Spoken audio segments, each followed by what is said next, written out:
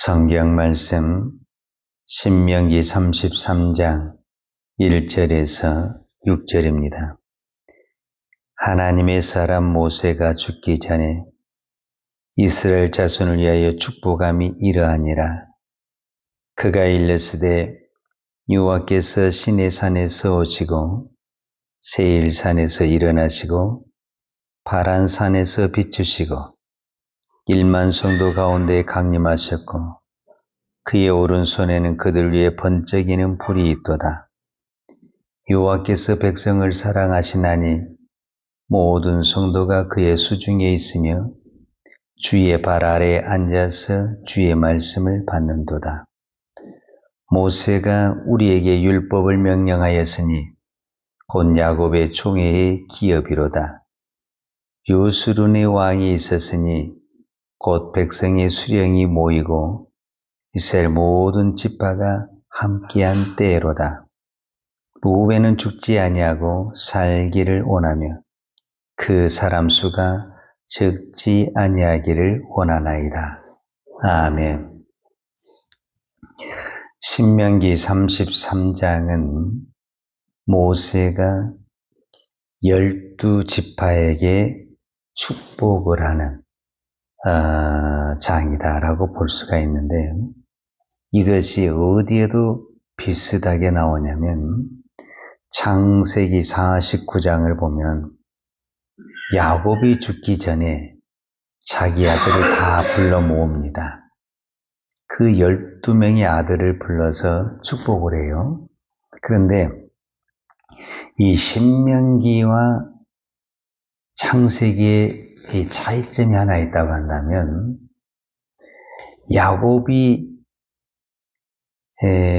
12아들에게 축복을 할 때는 어떤 부분에서는 아버지와 아들의 관계잖아요. 야곱으로서는 자기 아들들에게 축복을 하는 거예요. 그때만 해도 그 아들들이 이렇게 큰 하나의 지파가 되고 나라가 될 거는 상상하지 못했죠. 그냥 아버지로서 아버지의 자녀들에게 축복을 한 거죠. 그래서 그 창세기 49장 야곱의 축복에서 보게 되면은 야곱은 정확하니 순서에 의해서, 질서에 의해서 축복을 했다라고 볼 수 있는데, 그게 뭐냐면 그 자녀들이 그 출생의 순서가 있잖아요. 첫째, 둘째, 셋째 이렇게 출생의 순서가 있는데 야곱에게도 그 순서가 있거든요.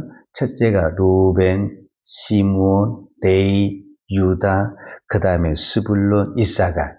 이게 이제 그 자녀들의 출생의 순서예요. 그러니까 정확하니 이 출생의 순서에 맞춰서 루벤, 시므온, 레위 이렇게 축복을 한 것을 볼 수가 있어요. 그런데 오늘 33장에서 보게 되면 모세는 1번은 맞아요. 가장 먼저 축복한 그 자녀가 뭐냐면 루벤 지파예요. 왜 그러냐면 루벤이 사실은 장자간이죠. 그런데 오늘 우리가 이제 7절까지는 안 읽었는데 7절에 보면은 신명기 33장 7절에 보면 유다에 대한 축복은 이러하니라 그랬어요. 그러니까 모세는 가장 먼저 누구를 축복하냐면 루벤을 축복해요. 그 다음에 바로 누구를 축복하냐면 유다를 축복해요. 어쩌면 유다는 야곱의 네 번째 아들이에요. 그러면 그 중간에 시므온과 레위가 들어가야 되는데 레위가 유다의 밑으로 내려가게 되는 것을 볼 수가 있어요. 이제 그것은 여러 가지로 의미로 해석이 되는데 가장 큰 의미는 이제 우리가 내일은 유다 지파에 대해서 축복에 대해서 배우고 오늘은 루벤만 이야기를 하겠어요. 모세가 보았을 때 루벤과 유다는 무엇의 장자라고 말할 수 있냐면 루벤은 야곱이 낳은 육적인 장자예요. 실제적으로 육적인 장자죠. 첫째고 그러잖아요. 야곱의 첫째 아들이 루벤이라니까요. 그러니까 야곱의 첫째 아들 육적인 장자가 루벤이 맞아요. 그런데 이 12지파의 실제적으로 이 영적인 장자는 누가 되게 되냐면은 유다가 됩니다. 그래서 유다 지파에서 뭐가 잘하는 대로 왕이 나오고 메시아가 나오게 됩니다. 이제 그 이유는 자, 내일 살펴보기로 하고, 그럼 왜 루벤은 이런 자기가 장자로 태어났잖아요. 어떤 부분에서는 좋은 위치에 태어났음에도 불구하고 육적인 장자는 되었는데 영적인 장자에서는 무너져 버렸어요. 그 결정적인 사건이 어디에서 나오냐면 이제 창세기 35장, 그 다음에 창세기 37장에서 나오는 사건이다. 우리가 이제 이렇게 이야기할 수가 있는데, 그 창세기 35장의 사건과 창세기 37장의 사건이 무엇이냐라고 우리가 구별을 했을 때, 창세기 35장의 사건은 야곱에게는 우리가 잘 아는 대로 4명의 아내가 있었어요. 4명의. 레아, 그 다음에 라헬. 그리고 이제 레아의 몸종이 있었고 라헬의 몸종이 있었는데, 이 라헬의 몸종의 여인의 이름이 비라입니다. 비라. 이제 우리가 그것을 비라인데, 이 루벤이 창세기 35장에 보면 이 비라와 동침하는 사건을 누가 알게 되게 되냐면은 야곱이 알게 됩니다. 그래서 어떤 부분에서는 여기서 루벤은 버림을 받게 되죠. 아버지에게 어떤 부분에서. 그런데 그럼에도 불구하고 야곱이 오늘 그 첫째라는 그 자리를 지켜주고 그 루벤을 장자로서 가장 먼저 축복한 그 이유가 있어요. 그 이유가 창세기 37장에 나옵니다. 그러면 창세기 37장에 어떤 사건이냐면은 이제 그 야곱의 아들들이 들판으로 가서 양을 치고 있을 때 야곱이 누구를 보내게 되냐면 그 형들의 안부를 물어보기 위해서 요셉을 보내게 됩니다. 그런데 이 야곱에게 있어서 가장 사랑받는 아들이 누구냐면은 요셉입니다. 왜냐하면 요셉이 어머니가 누구냐면은 야곱이 그렇게 사랑한 라헬이기 때문에 그렇습니다. 그런 반면에 이 나머지 10명, 이 10명의 아들들은 또 누구를 미워하게 되냐면은 요셉을 미워합니다. 그러니까 보이지 않는 이 어머니가 다르고 또 형제 간의 갈등이 야곱의 가정에 있었다라는 것을 볼 수 있죠. 그래서 창세기 37장에 보면은 사실은 형들이 요셉을 죽이려고 그랬어요. 그런데 그 죽이려는 의도를 안 루벤이 어떻든가 이 일을 살려야 되겠다. 그 마음으로 살게 해준 그 역할의 장본인이 누구냐면은 루벤입니다. 왜 루벤이 그 일이냐? 그래도 자기가 장자이기 때문에 장자로서 그 있잖아요. 큰 아들은 동생들을 보호해야 한다는 어떤 그런 그게 있잖아요. 그러니까 장자로서 아버지를 대신해서 자기 그 누구보다도 잘 알죠. 루벤이 아버지가 누구보다도 요셉을 사랑한다는 것을 알고 그 아버지의 마음을 가지고 어떻게든지 형들이 지금 요셉을 죽이려고 하는 그 상황에서 요셉을 보호하게 되죠. 이거를 야곱이 모르겠습니까? 다 알죠. 그러니까 루벤에게는 나쁜 점도 있었지만은 또 좋은 점도 있었다라는 부분을 이야기하는 거죠. 그래서 오늘 야곱이 루벤을 축복을 할 때 비록 루벤이 분명 허물이 있고 잘못된 부분이 있었지만은 그대로 장자의 자리, 1번의 자리에 놔두고 축복을 한다라는 것은 대단히 의미 있는 거라는 거예요. 분명히 그냥 버려버리고 바로 유다로 올릴 수도 있음에도 불구하고 어찌됐든 1번의 자리에 올리긴 올렸어요. 그런데 그 축복이 오늘 6절에 보게 되면은 그렇게 신통하지가 않아요. 그러니까 이게 축복은 받기는 받았는데 이 축복이 좀 우리로는 풍성하지 않다. 어떤 그런 의미를 주고 있는 거죠. 자, 오늘 6절에 나와 있는 루벤의 축복을 보십시다. 루벤은 죽지 아니하고 살기를 원하며 그 사람의 수가 적지 아니하기를 원하나이다. 이게 루벤에게 하는 축복의 말씀이라는 거예요.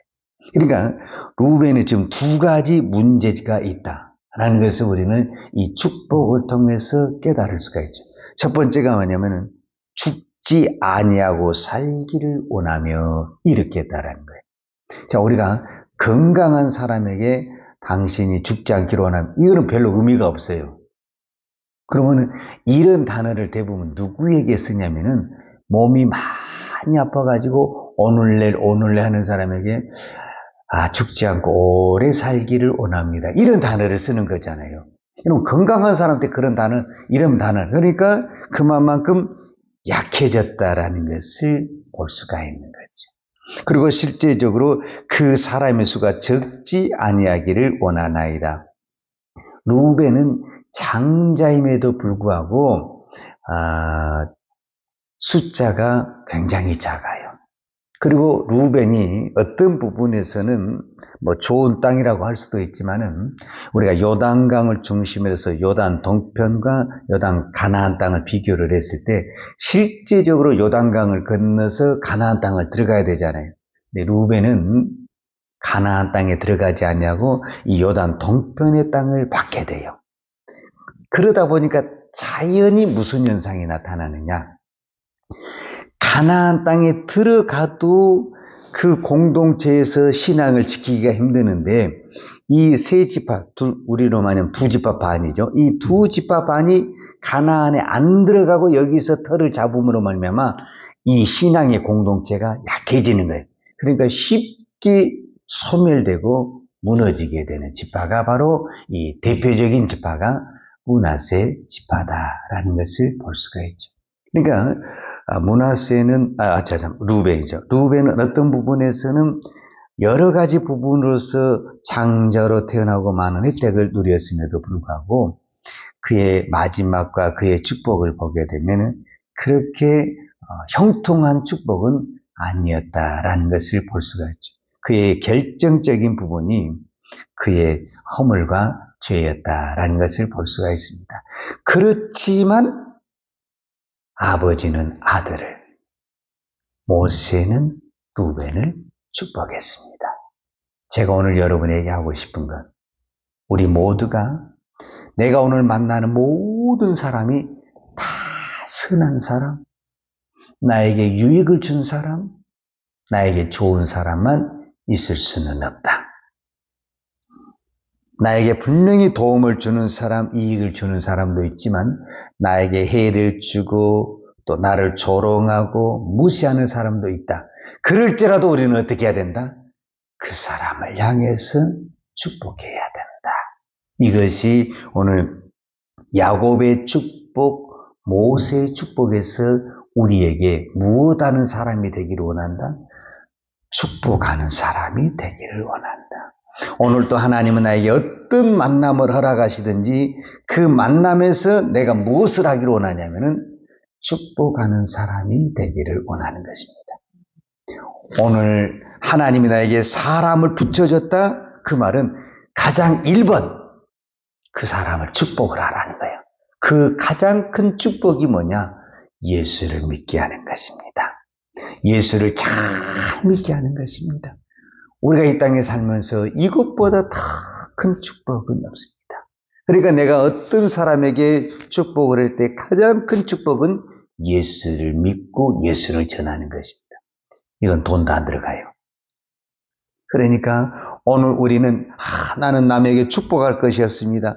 그렇게 말할 수가 없는 거예요. 왜?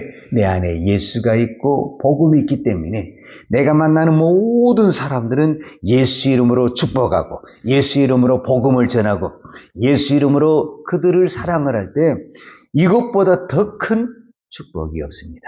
어쩌면 이 시대는 보이는 실제적인 어떤 물질의 어떤 양식보다는 이 영적이고 마음적인 축복을 받지 못해서 공허하고 또 우울하고 마음의 병이 든 사람들이 의외로 많이 있습니다. 오늘 나에게 어떤 사람을 붙여두든지 어떤 부분에서는 온수 같은 사람을 붙여줄 수도 있지요. 그럴지라도 나는 축복하는 사람이 될 거야 하고 예수의 이름으로 하나님의 이름으로 축복할 때 그 축복이 결국은 나야 자신과 우리의 자녀를 위한 축복이 될 줄로 믿습니다. 기도하겠습니다. 하나님 아버지 감사합니다. 오늘도 하나님께서 우리를 축복해 주시니 감사합니다.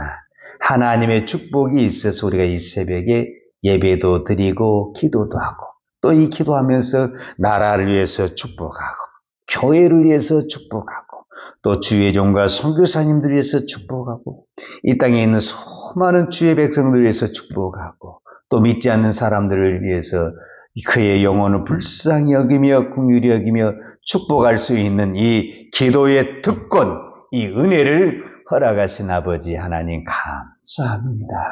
오늘도 우리가 하나님이 주신 이 영적인 권세, 복음의 능력을 가지고 내가 만나는 모든 사람들에게 마음껏 축복할 수 있는 은혜와 복을 허락하여 주옵소서. 그래서 오늘도 내가 만나는 사람들이 정말 복을 받고 구원을 받고 하나님을 영접하는 예수 그리스도를 영접하고 저 천국의 소망을 가지고 살아가는 믿음의 성도들이 되도록 축복하여 주시옵소서. 예수님의 이름으로 기도하였습니다. 아멘. 요한은 내게 복을 주시고 너를 지키시기를 원하며 요한은 그 얼굴로 내게 비추사 은혜 베푸시기를 원하며 요한은 그 얼굴을 내게로 향하여 드사 평강 주시기를 원하노라. 이제는 우리를 위하여 이 땅에 내려오신 우리 주 예수 그리스도의 은혜와 독생자를 보내주신 아버지 하나님의 그 크신 사랑과 성령님의 축복하심이 오늘도 만나는 모든 사람에게 축복하기를 원하는 당신의 종들 머리머리 예와 이 나라 희민족과 한국 교회의 온 열방의 이 십자가의 복음을 증거하는 선교사님들 예와 사랑하는 주의 자녀들 머리 위에 이제로부터 영원토록 함께 있을지어다. 아멘.